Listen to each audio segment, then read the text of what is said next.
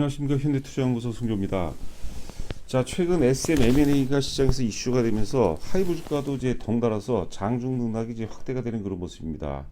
어제 주가가 이제 그 장중에 20만 원을 확인했고 나름 상당히 또 기뻐했는데 그런 영향도 이제 포함되지 않았나 생각이 되는데요. 자, 오늘 이제 그 하이브 SM M&A 영향에 대해서 분석을 해보도록 하겠고요. 그리고 이제 스튜디오 드래곤 어제도 이제 언급을 해드렸죠. 자, 오늘 이제 오후 2시가 좀 넘게 되면 이제 그 4분 실적이 발표가 되는데 잠시 후에 이제 자료를 보도록 하겠지만 지금 1월 달 들어서 이제 스터디 드래곤 보고서가 이제 한 7, 8개가 나왔는데 대체적으로 다 이제 그 4분기 어닝 쇼크를 미리 많이 공지를 했어요. 그래서 어떤 그 4분기 어닝 쇼크에 대한 부분은 상당 부분 소멸되지 않았나 싶고요. 자, 아울러서 오늘 이제 중국 관련주들이 상당 부분 강세를 보이는데 중국 리오프닝이 예상보다 빠르고 강하게 나타날 수도 있다라고 하면서 이제 중국주 전반이 이제 강세를 보이고 있습니다. 제가 지금 이제 그 분석을 해보니까는요. 최근에 또 추천했던 이제 롯데 관광개발 있죠. 롯데 관광개발, 스튜디오 드래곤 이 종목을 두 개를 같이 이제 그 차트를 비교해 보면 주가 흐름이 거의 대등소이 거의 이제 같은 흐름을 보이고 있습니다. 이럴 경우가 뭐냐, 그 해당 섹터 쪽의 움직임이 상당히 좋다는 것을 의미하죠. 혼자서만 차트 완성도를 높이고 올라가는 것은 의미가 없고 같은 테마 업종이 이제 동일한 흐름 속에서 올라간다면 훨씬 더 이제 탄력을 받기 마련이거든요. 참고해 보시 바라고. 일단 그 스튜디오 드래곤도 그렇고 그다음에 이제 롯데 관광개발도 그렇고 돌발적인 상황이 아닙니다. 돌발적인 상승이 아니라 이미 상당 부분 이제 그 준비된 상태에서 상승이기 때문에 상당히 좀 기대가 되지 않나. 자, 하여튼 그 두 가지 모멘텀에 대해서도 분석을 해보도록 하겠습니다. 자, 그리고 이제 그 방송에 앞서 잠시 간략하게 안내 말씀드리도록 하겠습니다. 최근 이제 시황이 호조가 되다 보니까 이제 가입자 수도 많이 증가하고 있고 또 궁금한 것들이 이제 그 문의를 많이 오는데 제가 지난번에도 당부 말씀드렸는데 문자로 주시면 제가 언제든지 다 제가 충실하게 답변해 드리는데 간혹가다 전화로 그냥 들어오는 경우가 있어요. 그런데 그 중에서도 사실 좀 늦게 전화가 오고 또 이제 회원 가입은 상관이 없으신 것 같은데 이제 자꾸 이제 종목을 물어보시는 분들이 많은 것 같은데요. 제가 그런 전화 때문에 일상이 너무 힘듭니다. 특히 밤 늦게 전화하는 분들은 좀 자제해 주시기 바랍니다. 문자로 보내주시면 제가 충분히 설명을 드립니다. 보시로 하면 이제 그 이코노미스트 2월 8일자 기사입니다. 카카오, 네이버, 하이브 동맹 불어온나, SN과 손잡고 이제 IP 전쟁 본격화. 우리가 큰 흐름으로 놓고 본다면 결과적으로 이제 그 플랫폼 기업들의 싸움인 것 같아요. 카카오와 네이버 간의 어떤 그 싸움이 아닌가 생각이 되고, 하이브가 이제 그 네이버와 함께 이제 그 백기사로 등장하면서 국면이 새롭게 또 전개가 되고 있는 상황이 아닌가 생각이 됩니다. 자, 카카오가 이제 SMG분으로 이제 9.05%를 확보했죠. 지금 2월 7일자로 이제 공시를 했습니다. 그래서 2대 주주로 등극을 했는데 여기에 이제 이수만 회장이 반기를 들고 가처분 금지 신청을 냈습니다. 자, 카카오 플랫폼에 이제 SMIP가 더해지게 되면 시너지가 극대화가 되죠. 실제로 보면 이제 그 카카오 자회사, 카카오가 지분 68% 갖고 있는 카카오 엔터테인먼트가 이제 그 인수라는 격이 되는 거죠. 카카오 엔터테인먼트는 이제 레이블을 이제 8개를 소유하고 있고 소속 아티스트 숫자만 90여 명 달한다 그러고 또 강력한 또 멜론이라는 음원 어떤 플랫폼을 갖추고 있기 때문에 상당히 기대가 되고 카카오가 욕심을 낼 만하지 않나 생각됩니다. 자, 그런데 카카오 한쪽이 또 이제 그 확장이 되게 되면 경쟁사인 이제 네이버도 부담이 될 수밖에 없겠죠. 네이버와 이제 하이브 같은 경우는 전략적인 제휴 상태를 맺은 상태고 네이버와 하이브가 이제 그 백기사로 참여하면서 전선의 어떤 그 맞대응을 하고 있고 크게 놓고 본다면 사실 나쁜 현상이 아니에요. 우리가 장사가 잘 되는 지역들 있죠. 신당동의 떡볶이집 혹은 이제 그 어디입니까 장충동의 족발집들 보면은 경쟁이 치열해요. 그만큼 시장이 확대가 되고 있고 여러 차례 이제 강조를 해드린 바와 같이 지금 이제 K-팝 우리 그 한국의 엔터 기업들은 사상 최대의 어떤 그 호황 국면이라고 보시면 될 것 같아요. 호황인 쪽으로 이제 관심이 집중되고 자본도 집중이 된다고 보시면 될 것 같습니다. 자, 그 아래 내용을 이제 간략하게 보시게 되면 제가 이제 자료를 찾아보니까 이수만 회장의 어떤 그 SMG분 매각설이 2021년 제가 확인한 바로는 5월서부터 있었던 것 같아요. 이수만 회장이 이제 지분을 매각하니까 경영 공백을 틈타서 이제 카카오가 욕심을 낸 거죠. 특히 이제 그 엔터 부분의 시너지 확대를 위한. 근데 카카오는 그럴 수밖에 없는 게 카카오는 이제 플랫폼 기업이고 사실 계속 확장을 하는 거죠. 그게 이제 플랫폼 기업의 생이라고 봐야 될 것 같습니다. 자, 그러면서 이제 그 어제죠. 2월 7일 날 카카오가 이제 제3자 배정 유상증자, 그다음에 이제 전환사채 매입을 통해서 2,171억을 이제 쏟아부었습니다. 자, 그런데 이제 9만 1,000원에 이제 그 매입을 9만 1,000원 기준으로 이제 매입을 했다고 그러는데 이수만 회장이 여기에도 좀 불만이 있었던 것 같아요. 어떤 그 프리미엄을 못 받은 거죠. 너무 싸게 이제 카카오 갖고 간다 그런 불만도 많이 있었던 것 같아요. 이쪽 업계가 저도 뭐 잘은 모르겠지만 왜냐하면 그 유명 아티스트들이 자꾸 이제 계약을 바꾸면서 옮겨가는 경우가 있거든요. 그러니까 SM 소속사 아티스트들이 또 카카오 쪽 레이블 쪽으로 많이 또 옮겨가고 그러면서 사실 감정적인 싸움도 뭐 충분히 있지 않나 생각됩니다.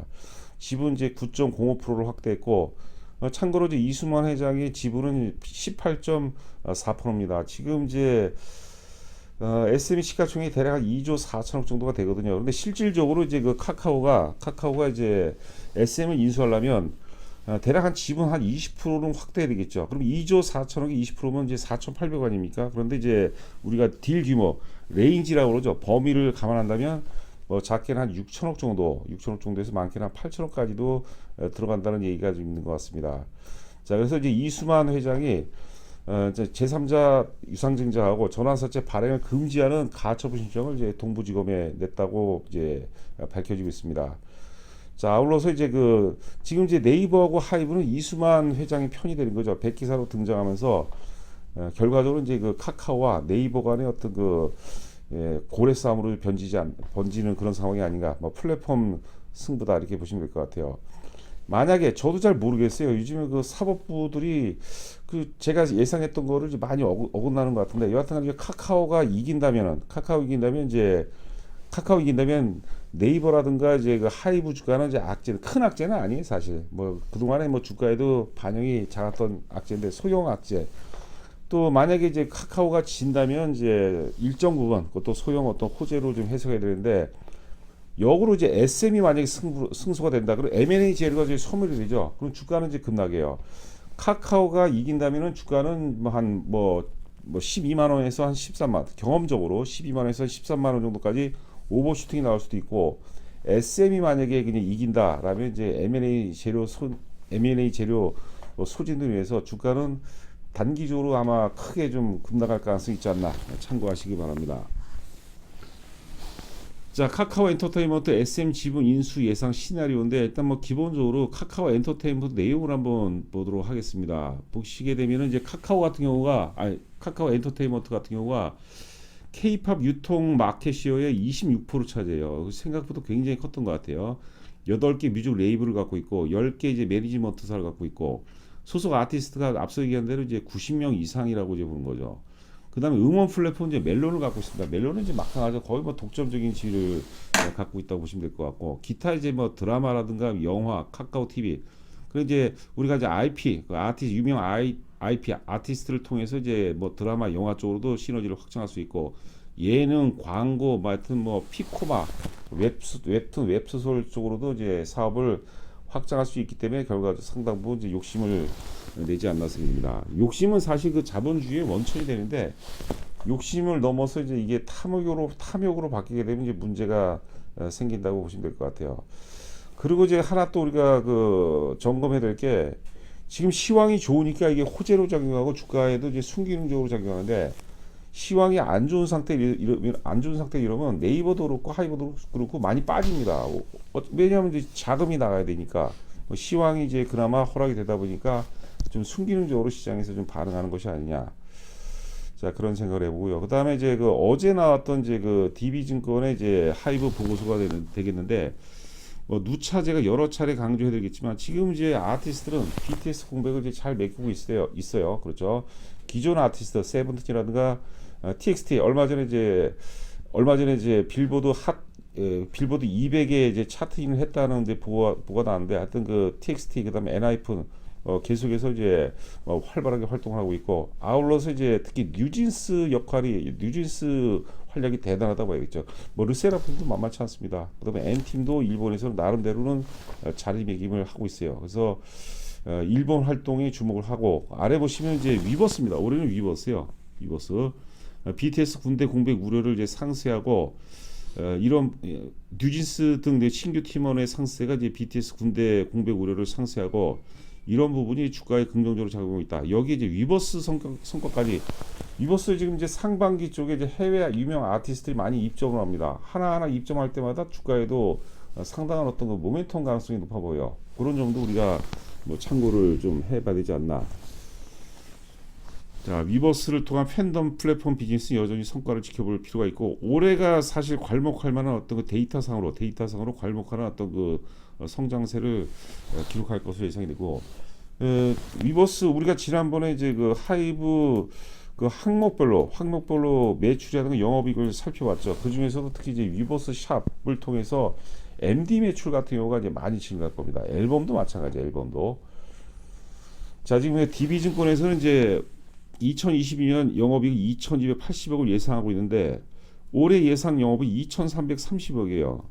그러니까 2022년 영업이익을 그 정도 수준만 되더라도 대단한 건데 넘어선다라면은 제가 보기에는 굉장히 상징적으로 주가에도 강렬히 반응할 가능성이 높지 않을까. 자, 그런 기대를 해봅니다. 자, 일봉 차트를 좀 줄여놨습니다. 어제도 잠시 말씀드렸지만 지난 그 1월 6일 날이요. 장중에 이제 16만 500원까지 빠졌었는데 저희 그 회원분들 아시겠지만 워낙 이제 3개월 동안 올랐기 때문에 21선이 일시적으로 무너질 수도 있다. 하지만 두려워할 필요 없다. 어차피 3개월 오른 거에 따른 조정은 불가피한 것 같은데 아예 그 장중 조정을 끝내버렸어요. 1월 6일 날. 그러니까 주가 하락이라는 것은 상승의 에너지죠.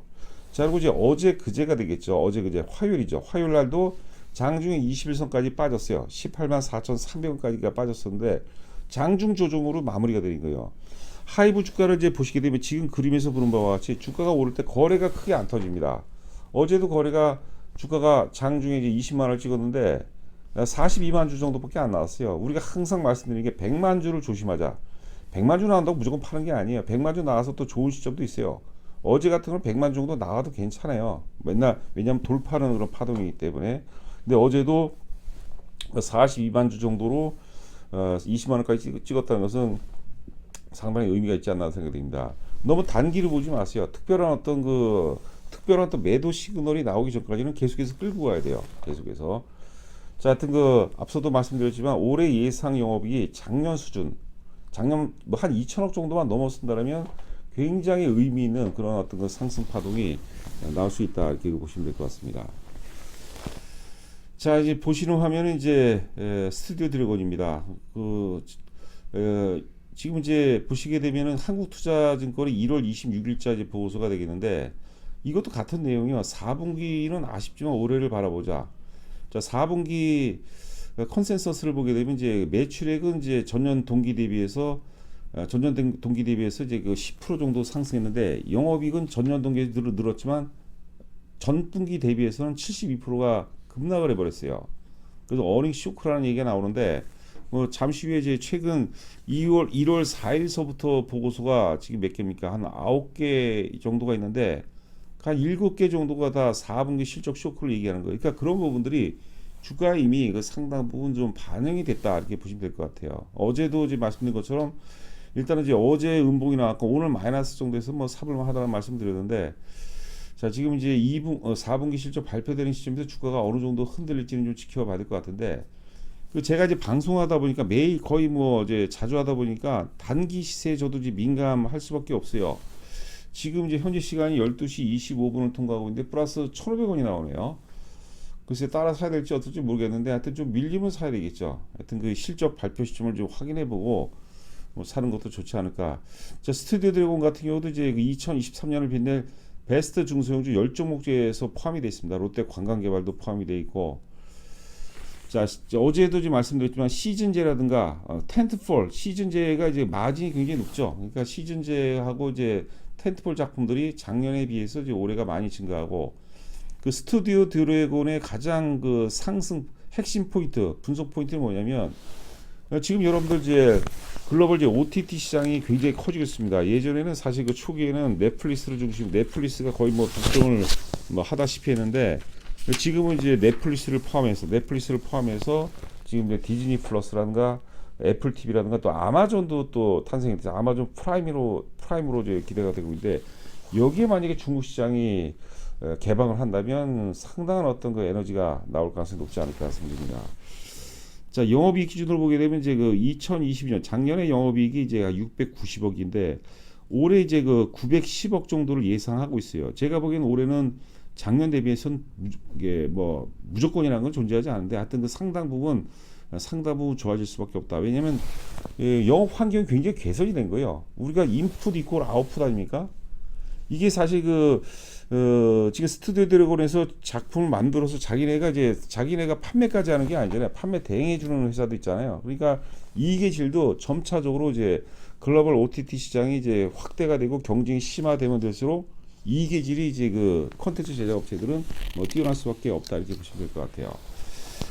자, 지금 1월 4일서부터 1월 20일까지 이제 보고서가 몇 개인가요? 하나, 둘, 셋, 넷, 다섯, 여섯, 일곱, 여덟, 아홉, 10개인데 실적에 대해서 나온 게 지금 이제 하나, 그러니까 한국투자증권 DB증권, 그 다음에 이제 걱정보다 기대가 앞서는 이유, 메리츠증권도 이제 결국 이제 4분 실적 쇼크입니다. 그 다음에 이제 그 NH증권도 그렇고, 대신증권도 그렇고, 그 다음에 삼성증권도 마찬가지입니다.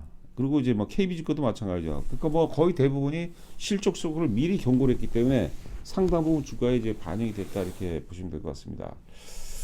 자, 기본적으로 이제 우리가 스튜디오 드래곤은 역사 최고점이 이제 그 12만 원대죠. 12만 원대 돌파를 우리가 한번 기대를 해봐야 돼요.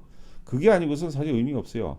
8만 원에서 사서 12만 원 가봐야 뭐 50%인데 사실 그 중소형주 같은 경우는 되든 안 되든 기본적으로 100% 정도 놓고 봐야 목표 가격을 봐야지 또 그럴 만한 시장이고 그래야지만 우리가 한번 승부를 볼 수 있다고 봐야 되는데 주가가 이제 그 1파동 지난 10월 달에 이제 5만 9천 원대 고점 찍고 8만 9천 원대까지 올랐다가 가격 조정이 충분한 상태에서 옆으로 횡보하는 과정이 있었거든요. 그러니까 역시 그 안정성을 확보한 상태에서 상당 부분이 어떤 그 우리가 이익을 도모할 수 있지 않나 생각됩니다. 자, 그리고 이제 그 회원 가입 관련해서 한 가지만 말씀드릴게요. 어제 이제 한 분께서 투자 금액이 좀 적다고 1년보다는 6개월로 하시고 싶은데 제가 그래서 그런 말씀드렸어요. 6개월로 계약을 하시되 일단 그 1개월 내에 가입 시점부터 1개월 내에 어떤 그 만족할 만한 수익이 나고 또 믿을 만하고 뭐 주식도 잘하는 것 같고 그러면은 추가로 1개월 내에 추가로 100만 원 추가로 입금하시게 되면 제가 1년으로 소급 적용해 드리겠다 그런 말씀드렸거든요. 아직까지 뭐 어려운 시기니까 그런 부분들은 저희도 뭐 충분히 배려는 아니고 하여튼 뭐 충분히 이제 가능하지 않나 생각됩니다.